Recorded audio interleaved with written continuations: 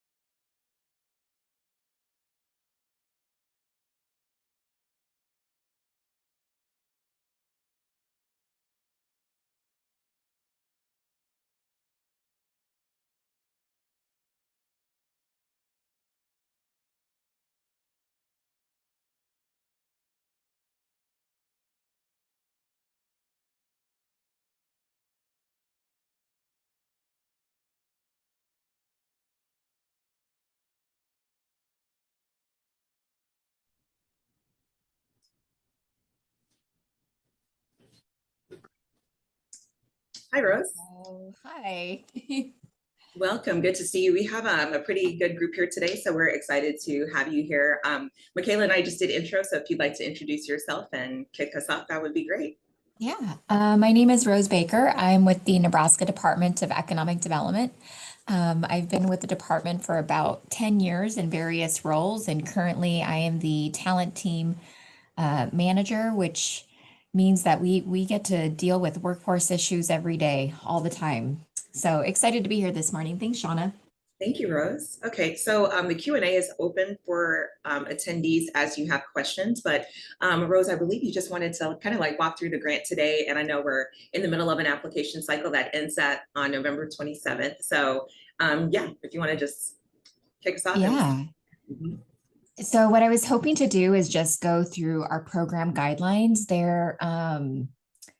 We have, different rules and regs when it comes to who is eligible for a grant, what student eligibility, in addition to what is a successful application. And so I thought I'd walk us through the program guidelines so that way we could take a look at that. And I'm going to share my screen here really quick.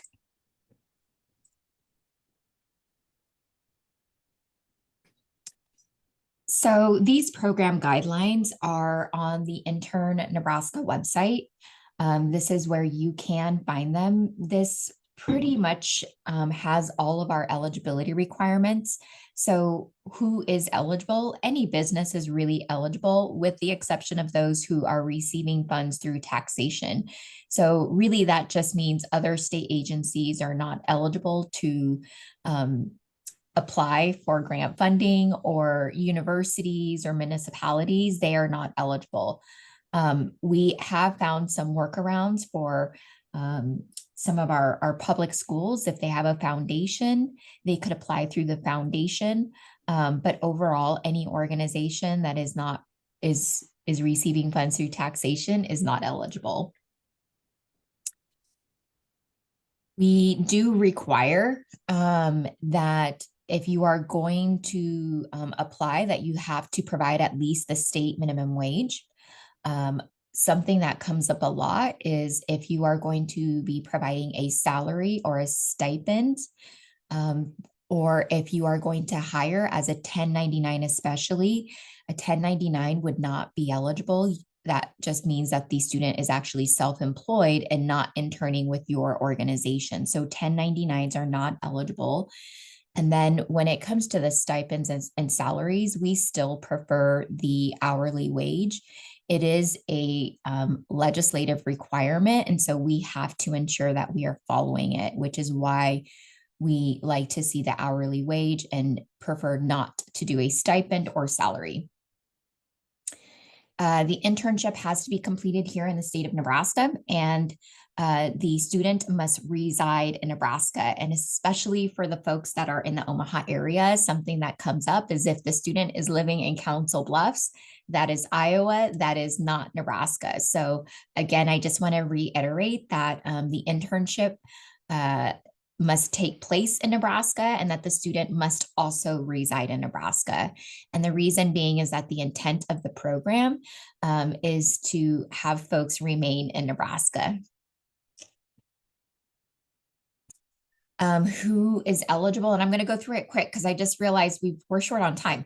Eligible students are those who are in 11th or 12th grade in high school, and any student enrolled in a university or college. So really that means part-time or full-time are eligible.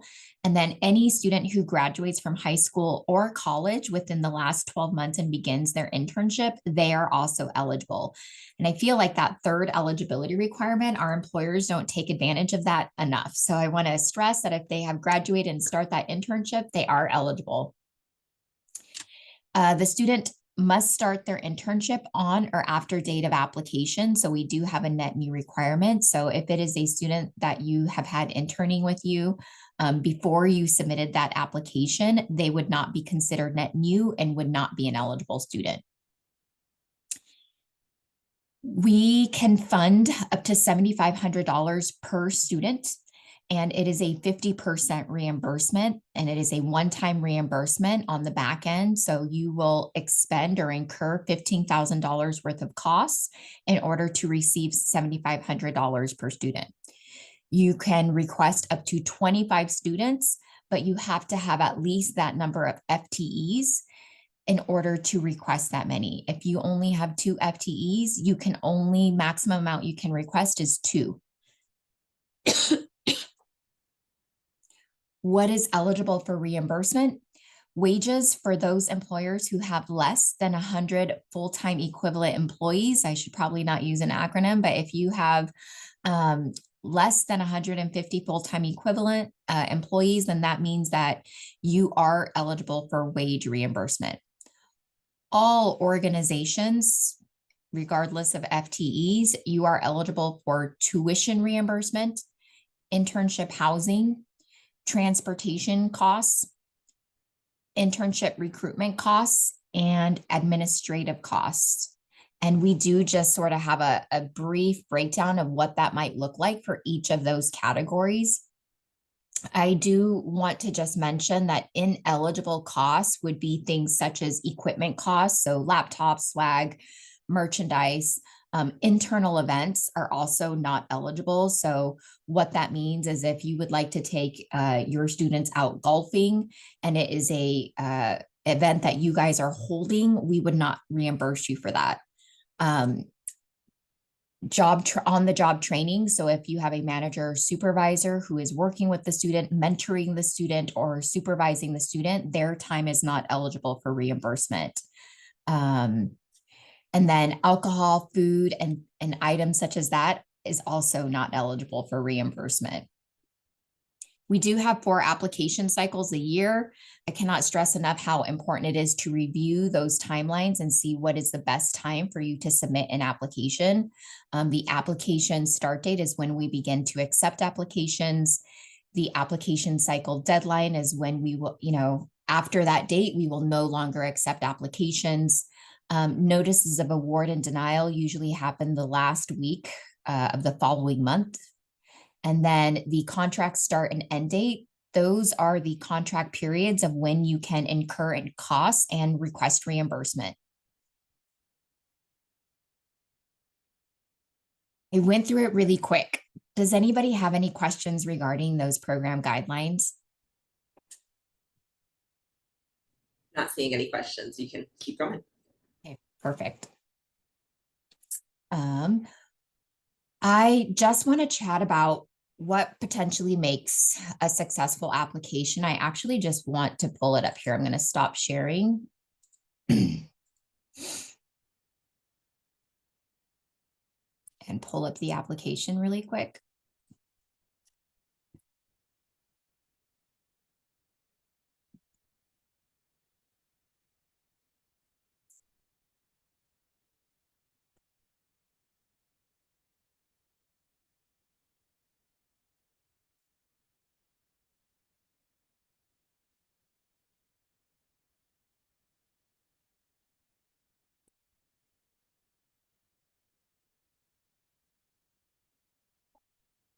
So in order to access the application, you must register for an employer account. Once your registration is approved, you will have access to the application. I think a frequently asked question that we get is, why doesn't it allow me to create a password when I register? It is because it is not a given that you will be given access to the system. We have a vetting process. We want to make sure that you are a legitimate business. We want to ensure that you are a Nebraska business. And so there is a vetting process before we allow folks access to the system. But once you are approved, you will have access to our application. And this is kind of what the system looks like from your home page. In order to get to the application over here, you'll see Intern Nebraska grant application. You'll scroll down. Here's the current cycle we're in. You'll click on apply. And here is the application. We'll just ask you some very basic contact information. We want to make sure we know exactly who the point of contact for the application is going to be. We ask you what county, headquarter location. So some very basic business information that are data points, but also just information that we need to know. How many full-time equivalent employees you have in the state of Nebraska. I know that some organizations have locations outside of the state of Nebraska. We only want to know the number of those in Nebraska. And I'm scrolling down because I just want to show you the areas that an applicant is scored on. So will the interns be involved in any special projects? Please describe. This is not referring to what the day-to-day activities will be. This is referring to perhaps a special capstone project or some short-term project that you will have the students work on. If the answer is no, that is completely okay. But I just wanted to emphasize that this is something that is outside of the day-to-day work. So an example for here at DED, we have our marketing interns, and so they are creating content. They're building, the calendar 6 months in advance, and they're doing interviews and things like that is their day-to-day. However, a special project that we have them work on is we have some awards here at DED. We used to partner with Connecting Young Nebraskans, and we would have them take that project on from beginning to end. And so it was sort of outside of their day-to-day work, but it was something that they would work on for the next 6 months. We ask about the goals and we give everybody some options to choose from. Technically, this part is not scored. This is more just data points for us. And then we get into the other areas that you are scored on. So we ask about mentorship, who will mentor the intern, include area of expertise, professional background of the mentor. We ask about how you intend to provide that mentoring. Will somebody be meeting with them on a week-to-week basis? Will they have a supervisor and a mentor? We ask about how the internship will benefit the student and how it will benefit the business. Those are other areas that are scored. We also ask a question about the resources, equipment, or facilities that will be made available to the interns. And I'm going to go back to marketing interns. We want to know if you're going to give them experience and things that they may actually do later on. So here at DED, we give them access to the Adobe Creative Cloud. We give them access to a camera. We give them access to a video camera as well. They have Canva that they use. We show them how to utilize a content calendar. So we want to know that the students are going to get hands-on experience in some of the tools and resources that they will actually use later on. So additional resume builders. As always, the application is a 2-part application. It's the application itself, and then it is also the job posting. So once you have completed and submitted this to access the job post, you'll see right here that it says post a job. Click on that. You'll click on post a job again, and you will complete and submit. And so this is also another portion that is scored. And I often like to remind potential applicants that oftentimes employers will give us sort of a description of their workplace, the workplace culture, or that we're a Fortune 500 company. They'll give us those types of descriptions, but then they completely neglect to tell us what the job duties. So I would like to hire a mechanic. And so that's about all we get, but they don't actually describe what are the additional job duties that will be, that will take place as a mechanic. Are they going to do oil changes? Are they going to change, carburetors? I don't know. So just being able to describe those specific job duties is important because it is being scored. And then the other part of that is you must be transparent on what the hourly wage will be for the student. And so those wages that are competitive, they're scored on a higher level than those that meet just the state minimum wage.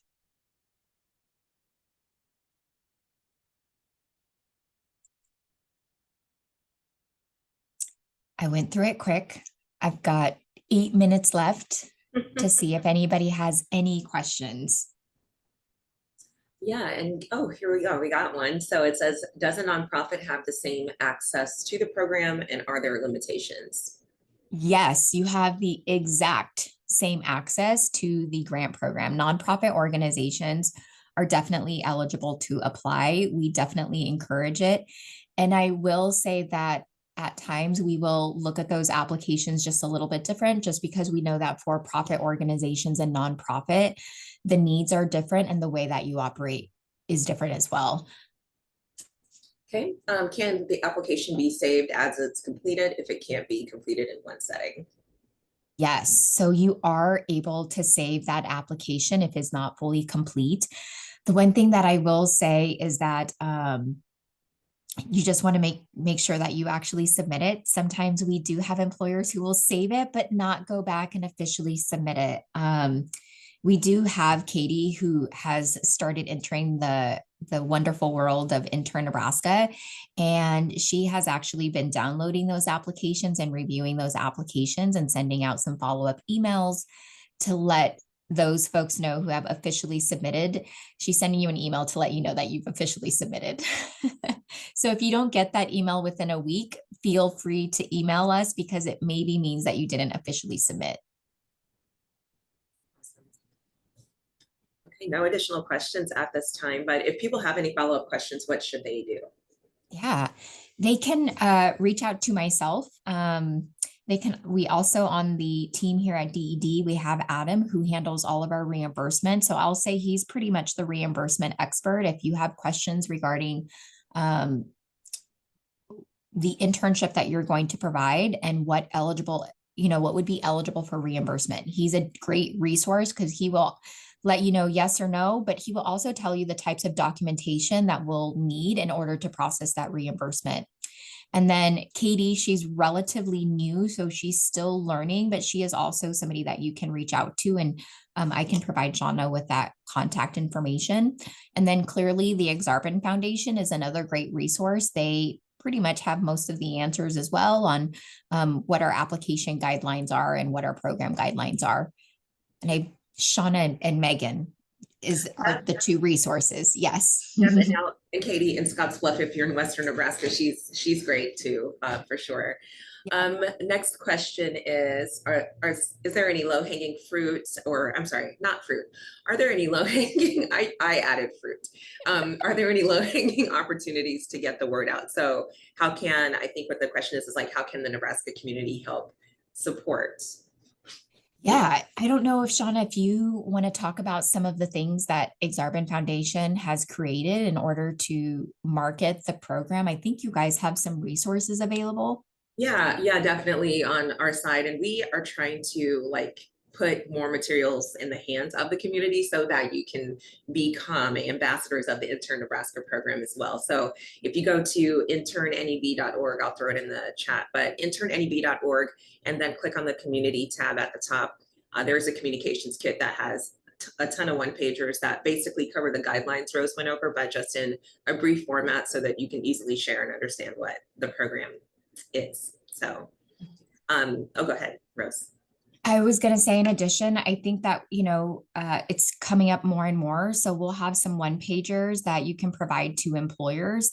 We'll come up with a one-pager for students as well. And then as always, if there is, at times it helps if we go out to communities and do a quick seminar or workshop. We're also happy to do that. And it can definitely be Shauna and her group, or it can also be DED. We have ourselves or our field staff who do it often as well. Excellent. Michaela, do you have any questions for Rose that you'd like to ask? I actually have one. I was going to email you. In my head, I thought it was 50 full-time employees in Nebraska. So it's actually 100. That is a great question. So it kind of goes back to every time you apply, you should really read over the program guidelines because changes are happening year to year. And so it used to be less than 50 FTEs. And then the legislature changed that and increased it to less than 150 FTEs. And so it went into effect July 1st. So anybody who has a contract start date after July 1st, it's less than 150 FTEs. Okay. That's yes. Awesome. Thank you. Yep.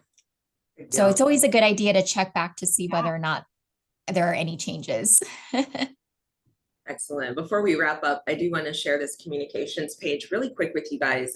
This is just to answer Tony's question in a little bit more detail about what you can do. So I'm sorry, I'm just going to go to the homepage really quick. This is internneb.org. And then if you scroll to the bottom, You can get to this at the top too, but I'm just scrolling so you can see all the resources, but scroll to the bottom, click on Communications Kit. And then if you click this download button, it'll take you to a page that shows you all of the different one-pagers and various resources that are available. So there are resources for employers, students, community partners, all of that good stuff. So logos, if you have an event that you're co-hosting with us and you want to promote, things like that. So just take a look. There's also a social media content calendar if you want to pull some content from here for your own social media purposes to help promote the initiative. So just wanted to share that with you guys as well. But Rose, thanks for being here. And Rose will be hosting recurring, the schedule's a little bit varied, but recurring office hour sessions that we'll have on the InternNE website as well. So as you get into the application, if you want to jump back in and get your questions answered, that's an opportunity for you. And as Rose mentioned, you can reach out to her team at any time for follow-ups. So thanks again for being here with us today. We appreciate it. Thanks, Shauna. Thank you. Take care, everybody. Have a great weekend. Go Big Red. Bye. Bye.